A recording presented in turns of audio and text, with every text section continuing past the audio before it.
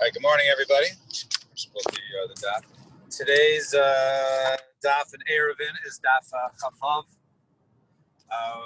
We left off yesterday on Chav Hey Mad Beis. We were discussing basically a karpef. The big difference is a karpef, which is hukaladira. It was enclosed for the purposes of living. Then there's machlokes as to what the maximum level is, the maximum amount, but one could have a larger than 2 base saw. If it was not hukaf ladira, right, which is most of the cases we've been talking about, just an empty field, which is not used. Hukaf ladira means basically it was not enclosed for one to live in. Then the maximum amount is 2 base saw, which is 5,000 square amos. Which we get that number from 50 by 100 of the chutzner. So, anyways, we left off on Chaf Mad Beis, 4 lines from the bottom. Hahi abravanka dahavile l'reish kalusa b'bustane. So one time there was a bravanka. Bravanka is like a sort of like this little pavilion that we discussed last time. It was sort of something like surrounded an area. It was basically underneath under a tree, and it was closed in to be a nice little area in a larger yard, in a larger bustina, like an orchard type of place. So Amarle Rav Huna bar Chinana. So he said, go ahead, and we need some sort of fixing because we can't carry to there tomorrow, and we want to be able to use it on Shabbos. So go ahead, because the outer, the fence of the orchard is not sufficient, because when the fence of the orchard was put in, right, there was no little, place in the middle, right? There was no little pavilion in the middle, and therefore it was basically enclosed, not for the purposes of living.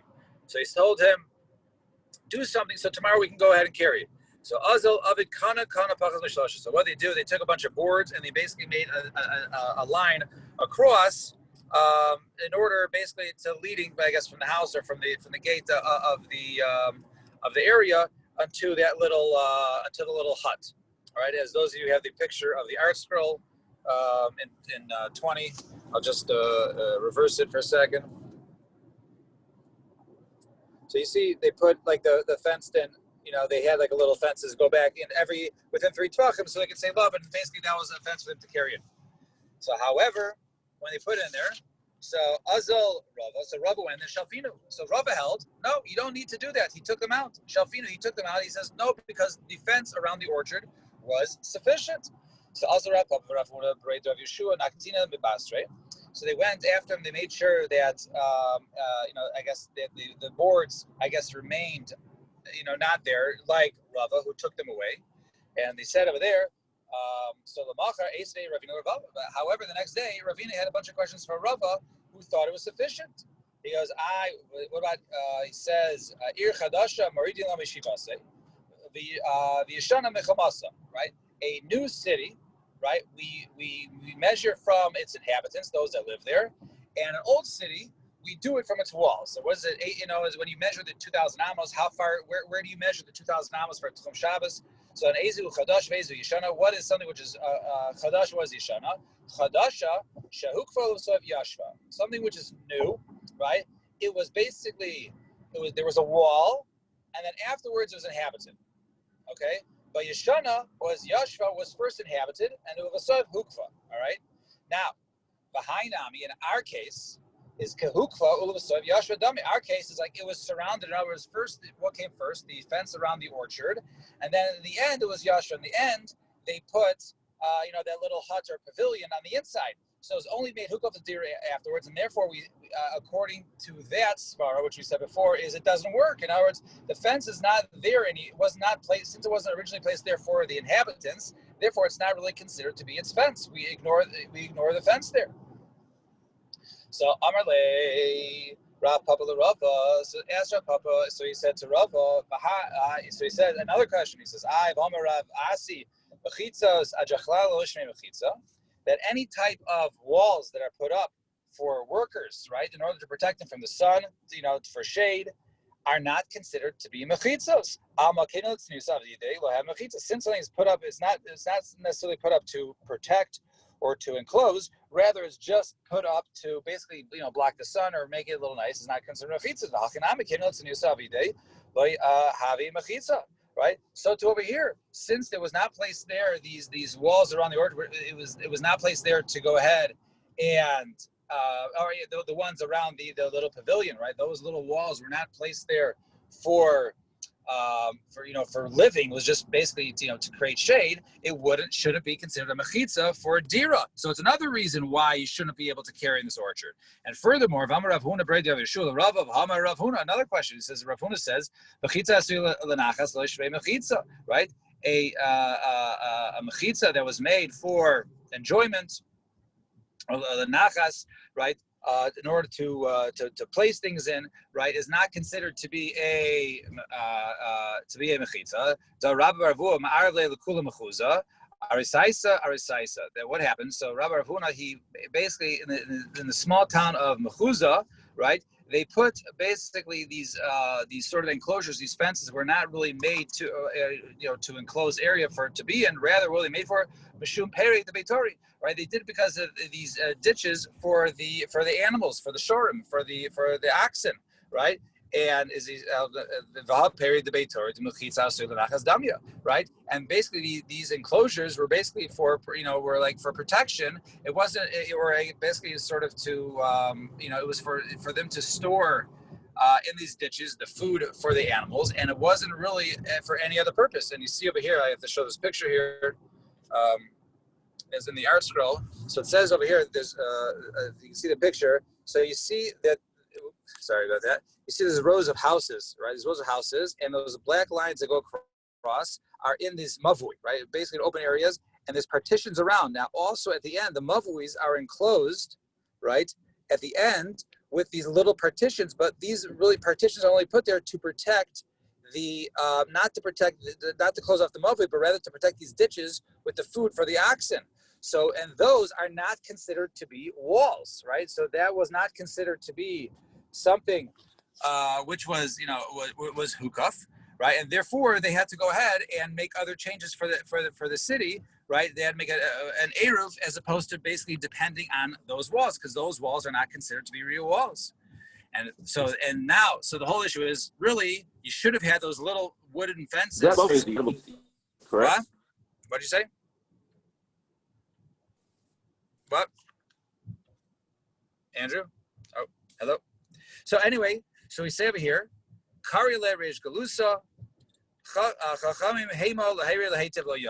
because over here, what they did, am I getting cut off?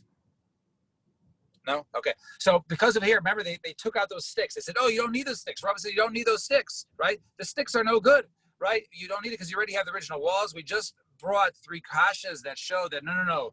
Those sticks were integral in order to be carried for Shabbos. So therefore, these chachamim they acted hastily to remove them, and so they said about the chachamim that they basically did bad without being able to do good, because by the time they realized that they needed those little walls, it was already on Shabbos and too late. Fine, 2 dots. But Yoel, just a quick question: what are they single-purpose fences? Meaning, just because they were there for animals, why can't they be there for the Erev also? Right up. So over there, because those mechitzos, right? Those mechitzos that were placed in Mechuza, right? They were not there to right. They weren't put there to protect, right? They were just there to, in other words,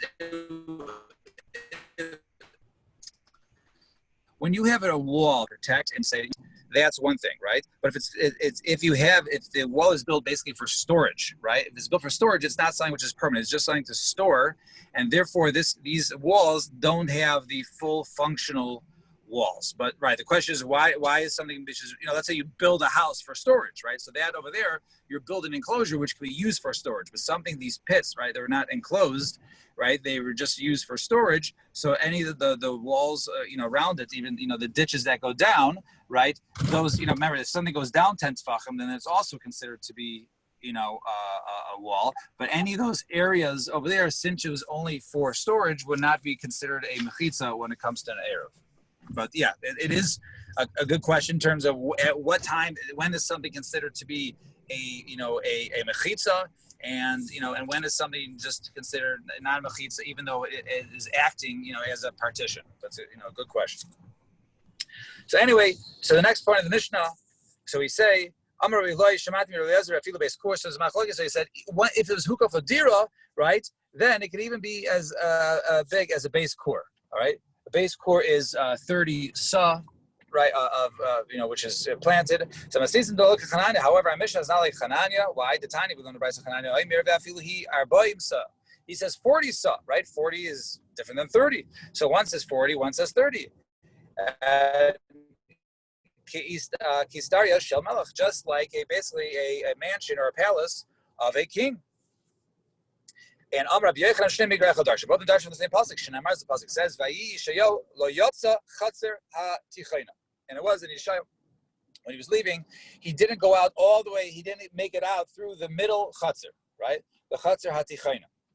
Ksiv, it says ha'ir v'karina chatzer. And now the word written in the in Tanakh is written ha'ir, right? But we read it as chatzer, right? They change it. They actually change the word. Sometimes we change, letters. Sometimes we change pronunciation of the kudos. Over here, it's actually changing the word. And why is that? Mikanli Astaria, all right? Tartia Shamelach Shayu Kairos Benenos, right? Therefore, we see that the palaces of the kings, right? The palaces of Chizkiah was like that of a small town. Right, as Machlokes is how he wants the Machlokes here. So Mar Saver Iras Benos Havi base core. One holds the base core, it's 30 saw to plant. But Mar Saver Abayim saw Havi, the other one says is 40 saw to plant. Vishayel, my boy hustle. So why did Vishayel go into the yard? Right? Why didn't he just leave through the front door? Why did he go into the through the chatzeros? Amar Rabbi Barachan Rabbi Yochanan Melamed Shechala Chizkiah was sick. V'halach Yeshiva V'hoishiv Yeshiva Al Pischa. And he went to go ahead and set up a yeshiva there for his refuah. However, so here we see that Talmid Chacham is sick. He should go ahead and set up a temporary yeshiva outside his door in order to go ahead and protect him. However, maybe this is not a good idea. Why? Perhaps this will basically go ahead and wake the Satan, draw attention to the Satan, and then maybe he'll come to do bad things. Fine, 2 dots. So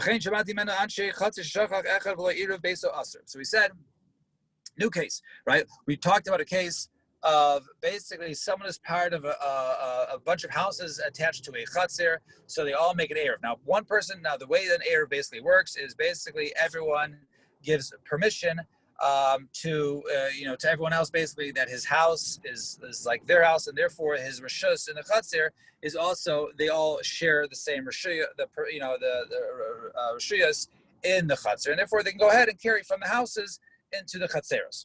But now, if somebody does not go ahead and make an eruv, so then the rule is that he's not allowed to join in because he never gave up, relinquished his rights, but therefore we have it automatically. The person relinquished his rights to the chatzer. Now he's not blocking anybody, so the other people can still go ahead and carry from their house into the chatzer and vice versa. And not only that, but he also, since he's given up his rights to the house, right, basically to the chatzar, he's also given up his rights to his own house, right? And therefore, so the others are also allowed to carry from the chatzar into his house. However, he is penalized. He is not allowed to go ahead and carry from his house into the chatzar or vice versa.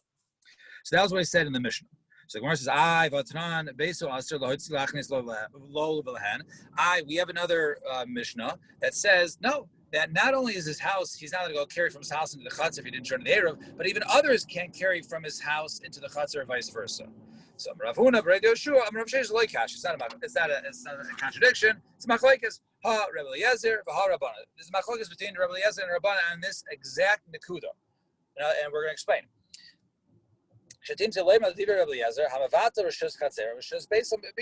Right, according to Rabbi Eliezer, one who is mevatel the rishus. So if we say the person, if he doesn't join the eruv, he's automatically gives up his rights to the chatzir. So rishus beisa beito. Therefore, he also gives up the rights to his house. If one gives up the rights to his house, then others can go ahead and carry to and from it. However, he's not allowed to. He's penalized because he didn't join in. And the Rabban, according to the Rabban, however,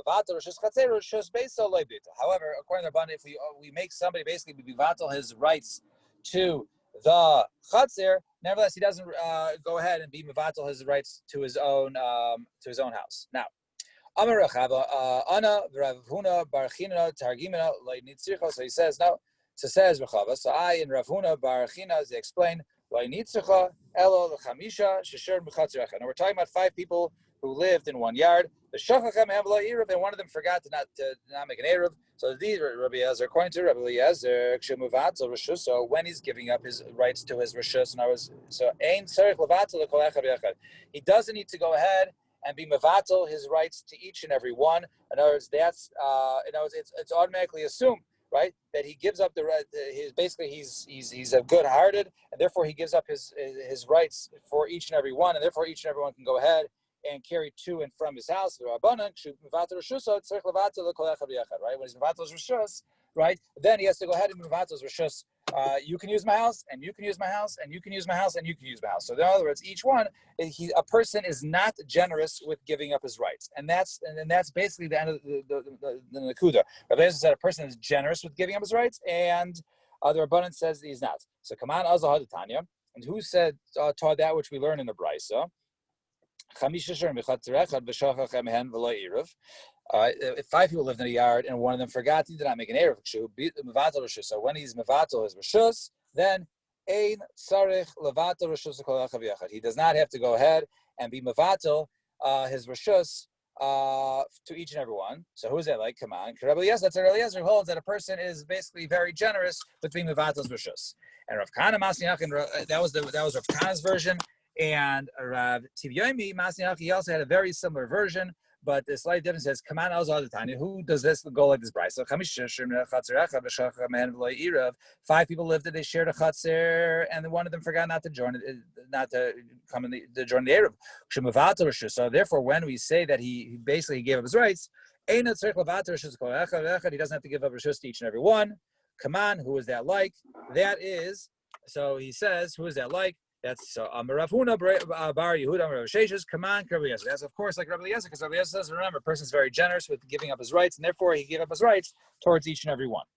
Finally, Amar Le Rav Papa LeAbaye LeRabbi Eliezer. So now we have a question. According to Rabbi Eliezer, so now remember we said a person once he's mevatel his rights, he's complete mevatel his rights for everyone, and therefore he's mevatel his house also. So he says, according to Rabbi Eliezer, Amar Lo Mevatlino, right? If he says, I'm not mevatel, Rabbanan. Right? In other words, I'm not mevatel my house. In other words, we said it earlier, according to Rabbi Eliezer, when we say a person is mevatel his yard, he's also mevatel his house. Well, let's say he specifically says, I'm mevatel my rights to the yard, but I don't give up my rights to my house. It's my house, no one else can use it.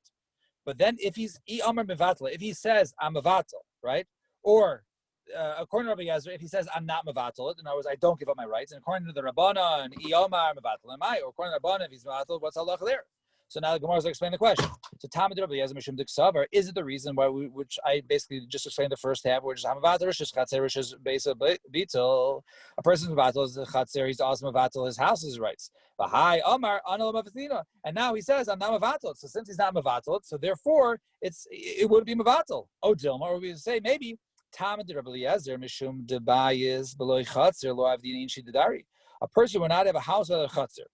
And therefore, when he says he's mevatel, so no one would have a house without a chatzir. So once he's mevatel his chatzir, he's also mevatel his house, because the two go hand in hand. And therefore, when he says, and therefore he says, I'm not mevatel my house, he doesn't have that in his power, because he automatically is mevatel his house, because once he's mevatel his yard, right, there's no house without a yard. So if he's mevatel his chatzir, he's not going to have a house without a yard. So of course he's going to be mevatel it.